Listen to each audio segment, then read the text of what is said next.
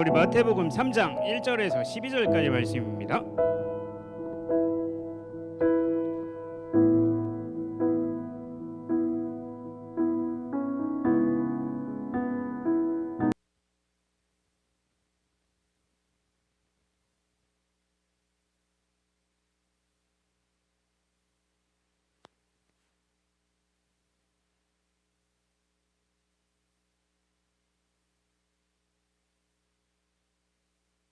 이 보면대가 새 거라서 적응이 잘 안 되네요. 저렴한 걸 구입했나? 네, 3장 1절에서 12절까지 같이 교독하도록 하겠습니다. 제가 한 절 읽고 우리 친구들이 한 절 읽고 같이 교독하겠습니다. 그때 세례 요한이 이르러 유대 광야에서 전파하여 말하되 회개하라 천국이 가까이 와 하였으니 그는 선지자 이사야를 통하여 말씀하신 자라. 일렀을 때 광야에 외치는 자의 소리가 있어 이르되 너희는 주의 길을 준비하라 그가 오실 길을 곧게 하라 하였느니라. 이 요한은 박탈 입고 허리에 가죽띠를 띠고 음식은 석청이었더라. 이때 예루살렘과 온 유대와 요단강 사방에서 다 그에게 나와 자기들의 죄를 자복하고 요단강에서 그에게 세를 받더니 요한이 많은 바리새인들과 사두개인들이 세례 베푸는 대로 오는 것을 보고 이르되 독사의 자식들아 누가 너희를 가르쳐 임박한 진노를 피하려 하더냐. 그러므로 회개에 합당한 열매를 맺고 속으로 아브라함이 우리 조상이라고 생각하지 말라. 내가 너에게 이르노니 하나님이 능히 이 돌들로도 아브라함의 자손이 되게 하시리라. 이미 도끼가 나무에 뿌리 놓였으니 좋은 열매를 맺지 아니하는 나무마다 찍혀 불에 던져지리라. 나는 너희에게 회개하게 하기 위하여 물로 세례를 베풀거니와 내 뒤에 오시는 이는 나보다 능력이 많으시니 나는 그의 신을 들기도 감당하지 못하겠노라. 그는 성령과 불로 너에게 세례를 베푸실 것이요 손에 칼을 들고 자기 타작 마당을 정하게 하사 알곡은 모아 곳간에 들이고 쭉정이는 꺼지지 않는 불에 태우시리라. 아멘. 네, 제가 기도하고 말씀 전하도록 하겠습니다. 하나님 아버지, 시간 하나님 말씀을 들으려고 합니다. 전능하신 하나님께서 특별히 성령 하나님께서 우리 가운데 말씀을 들을 수 있는 귀와 마음과 능력을 허락하여 주시옵소서.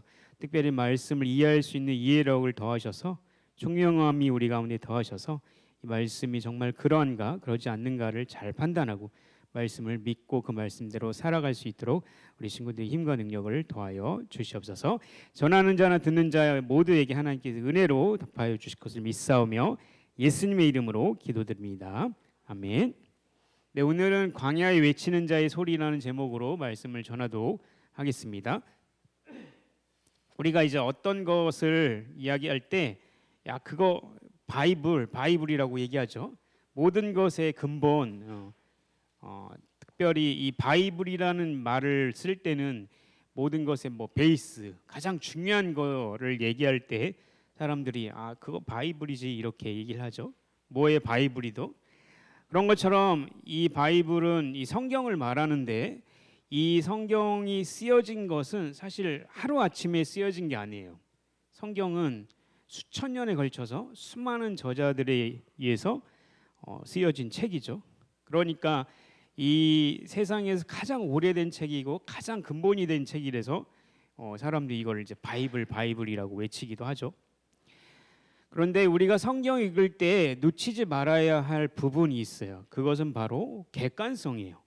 객관성은 뭐냐면 누가 봐도 그건 그러네라고 이해할 수 있는 게 객관성이죠. 예를 들면 이런 거죠. 하나님께서 아브라함에게 약속하셨습니다. 하나님이 약속을 이루십니다.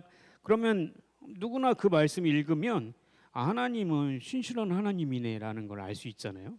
그게 학식이 높은 사람이든 학식이 적은 사람이든 누구나 그 말씀을 읽으면 말씀이 어떤 내용인지 알 수 있다라는 거죠. 성경이 참으로 객관적인 책이에요. 물론 성경이 어렵죠. 그렇잖아. 그렇지. 자꾸 우찬이만 보게 되는데 이쪽으로 봐야겠다. 서율아, 그렇지. 성경 어렵지. 성경이 어려운 이유가 뭐야, 서율이는? 어려운 이유. 글자가 너무 많아? 그렇죠. 글자가 좀 줄여서 얘기하면 좋을 텐데 그것도 그렇죠. 글자가 너무 많지. 그리고 또 어려운 거 경호나 성경 왜 어렵지? 어? 성경이 왜 어려워? 이해하기가 어려워. 그렇지.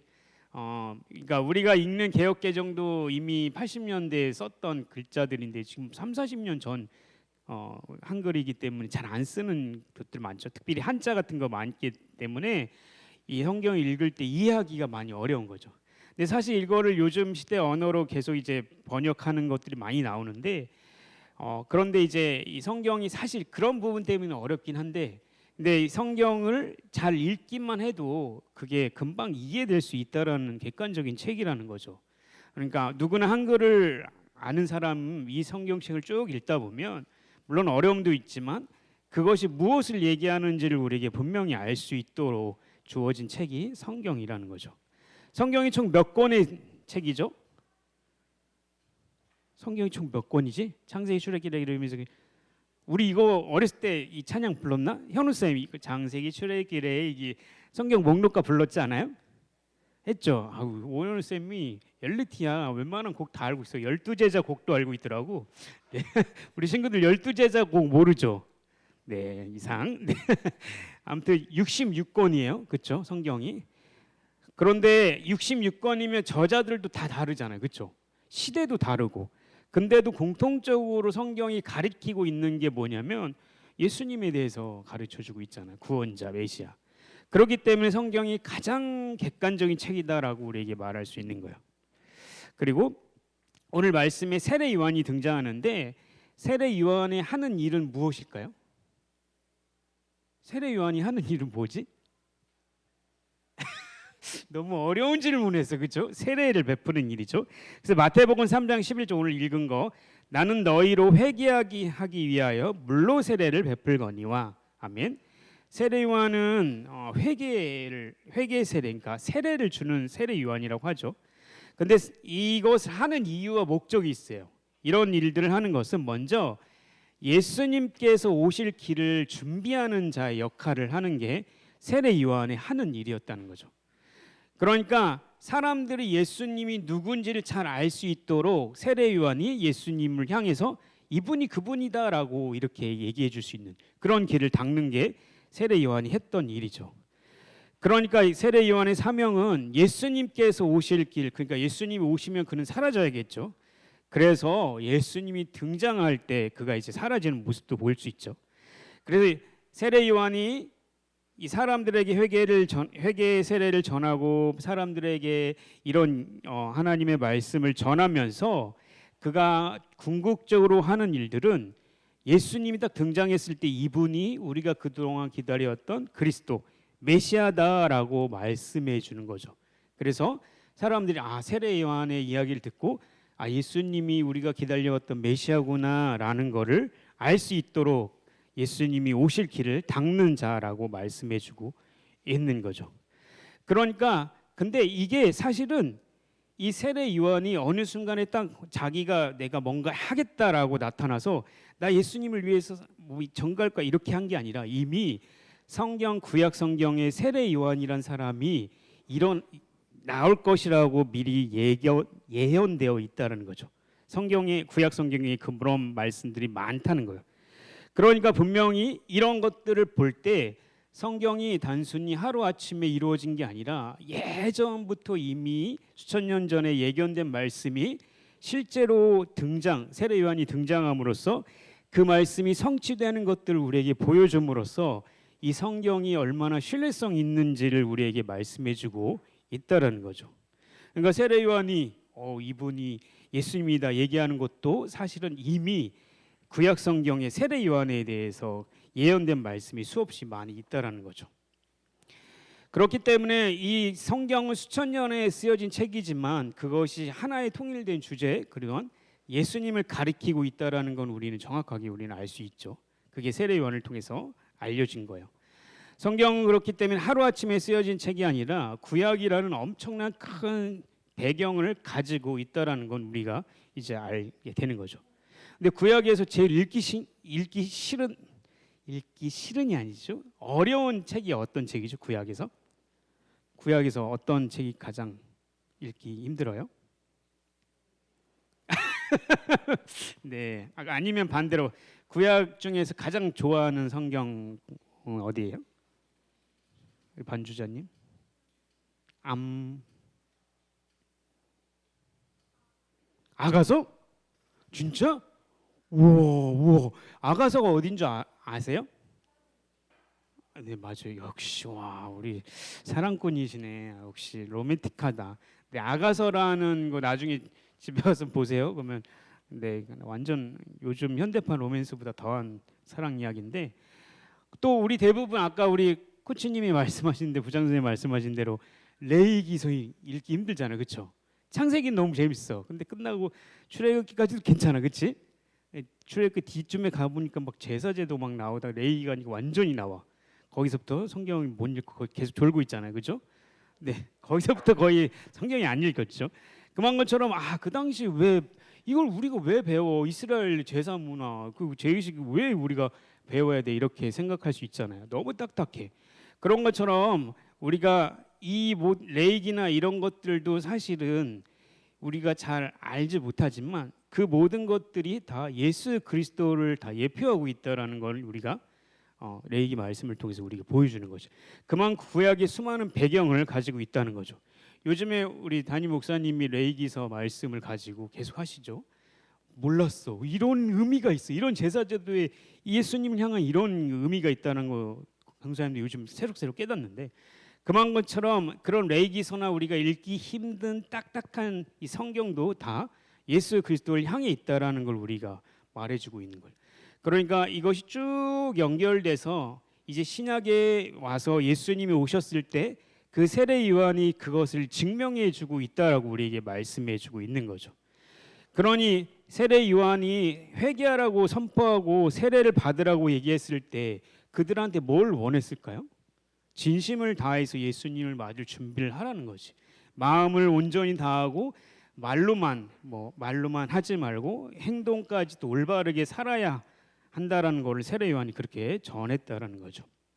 예수님께서 그리고 나서 이제 세례 요한이 그렇게 막 사역할 때 예수님께서 진짜 오시잖아요. 그리고 나서 오늘 읽은 본문 뒤에 보면 예수님이 세례 요한한테 세례를 받으시는 거야. 이상하지 않아? 하나님의 아들이 사람한테 세례를 받아? 그렇죠? 이것도 다 하나님께서 예언하신 대로 말씀대로 이루어지기 위해서 예수님이 세례를 받는 장면이 나온다는 거예요.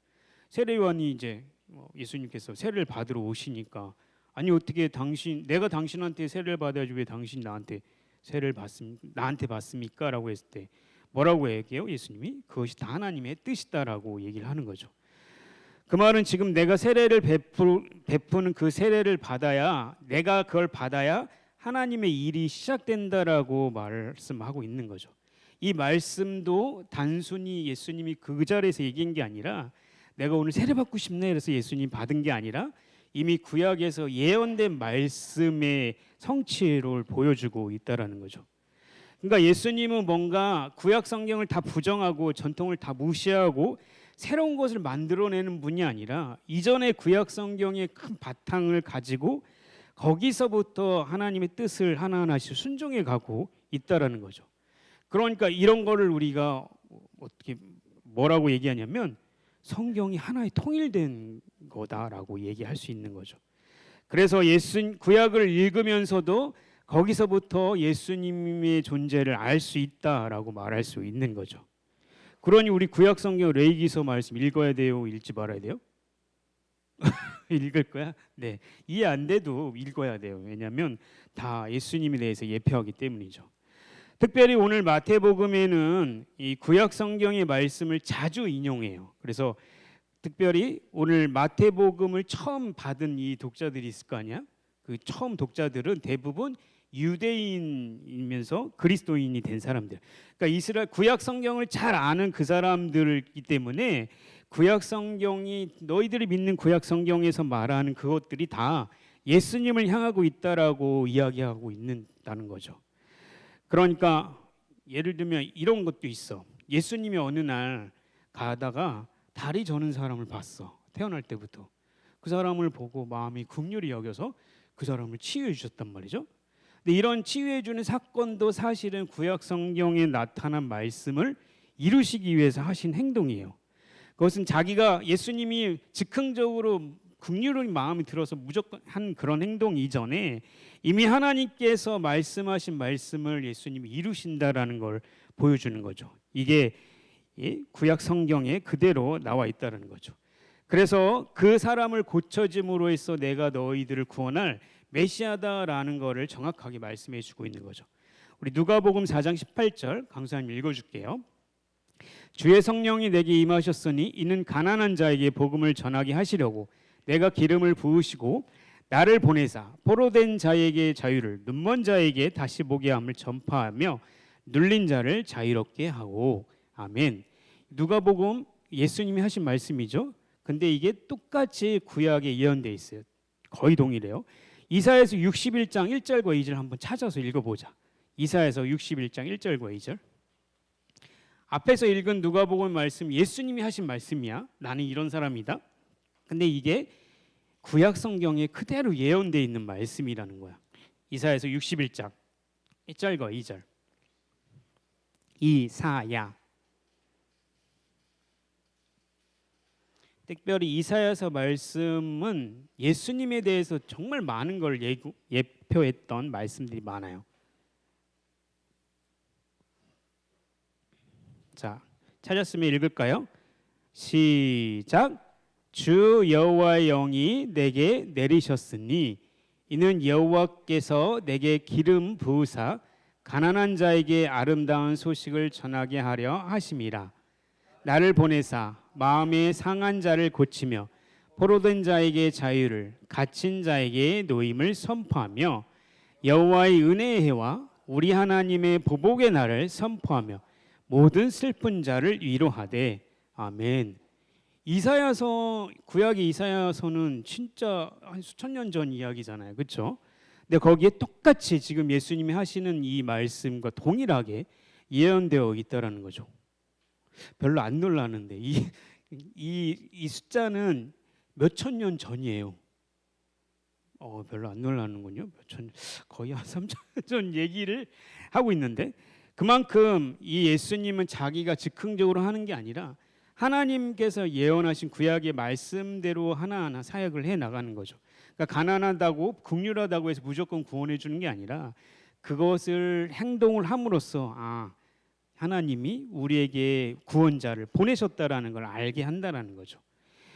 수천 년간의 시간이 존재했음에도 불구하고 이사야서 말씀과 예수님의 말씀은 그대로 동일하게 적용된다는 거죠. 그것을 우리는 성경의 통일성이라고 부르는 거예요. 성경이 얼마나 우리가 이렇게 통일되어 있는지 우리는 곧 알 수 있다라는 거죠. 그러니 앞에서 우리가 말했죠. 성경은 누구나 봐도 이게 예수님의 말씀이구나라는 객관적인 책이다라고 얘기했죠. 그렇기 때문에 사실 성경을 읽어보지 않고 제대로 연구해보지 않은 사람이 성경은 다 허구고 소설이고 뭐 사람이 지어낸 이렇게 얘기하는 거는 정말 되게 무식한 이야기인 거죠. 그런 것처럼 성경이 얼마나 객관적이고 통일성이 있는지는 분명히 오늘 말씀에서도 분명히 이야기하고 있는 거죠. 그렇기 때문에 하나님께서 우리에게 역사하시는 일하시는 방식은 뭐냐면 초자연적으로 역사하실 수 있어요. 그러나 하나님께서는 먼저 말씀을 하시고 그 말씀 예언하신 말씀대로 이루시는 것들을 보여줌으로써 우리에게 역사하고 있다라는 거죠. 그러니까 오늘 광야에서 외치는 자의 소리 세례 요한에 대해서 이사야서 40장 3절에 이렇게 예언되어 있어요. 제가 읽어드리겠습니다. 이사야서 40장 3절. 외치는 자의 소리여 이르되 너희는 광야에서 여호와의 길을 예비하라. 사막에서 우리 하나님의 대로를 평탄케 하라. 아멘. 여기서 외치는 자의 소리는 누굴 얘기하는 거예요? 세례 요한을 얘기하는 거죠. 세례 요한이 광야에서 회개하라 그리고 세례를 줬던 이것들을 예언하고 있다라는 거죠. 이사야서와 지금 세례 요한의 이 갭은 엄청난 수천 년의 기간이 있음에도 불구하고 분명히 세례 요한을 예언하고 있다라는 거죠. 그러니까 하나님이 일하시는 방식은 말씀을 하시고 그 말씀을 성취하는 방식으로서 우리에게 역사하고 있는 거예요. 이사야서를 처음 받았던 이 이스라엘 사람들은 사실은 그 사람들이 바라고 바랬던 것은 자기들이 나라가 멸망해서 이스라엘이 멸망했죠. 그래서 자기 나라를 구원해 줄 수 있는 구원자를 원했다는 거죠. 그래서 그들에게 하나님께서 이사야를 통해서 말씀을 하시는 것은 너희들에게 구원자를 보낼 거야라는 예언의 말씀을 계속 하셨는데 그게 궁극적으로 누구를 통해서 이루어진 거예요? 예수님을 통해서 이루어졌다라는 걸 이사야서 말씀을 통해서 우리에게 보여주고 있죠. 그렇기 때문에 하나님의 말씀은 분명히 말씀하시고 그것들을 이루시는 방식을 통해서 우리에게 이루어지고 있다라는 거죠. 하나님의 말씀은 말씀하시면 반드시 이루십니다. 그렇기 때문에 성경을 통해서 우리에게 기록물로 우리에게 주셨다라는 것은 우리에게 큰 선물인 거죠. 그러니까 우리들도 성경 말씀을 읽으면서 무엇을 알게 되는 거예요? 예수님이 어떤 분이고 하나님 어떻게 일하시는지를 우리가 알 수 있는 거죠. 그래서 예수님이 이런 분이구나라는 것을 구약을 통해서 더 생동감 있게 알게 된다는 거죠. 그러니 우리 친구들 구약 성경 어렵다고 읽지 말아야 될까요? 읽어야 될까요? 자연스럽게 읽어야 되고 나오죠.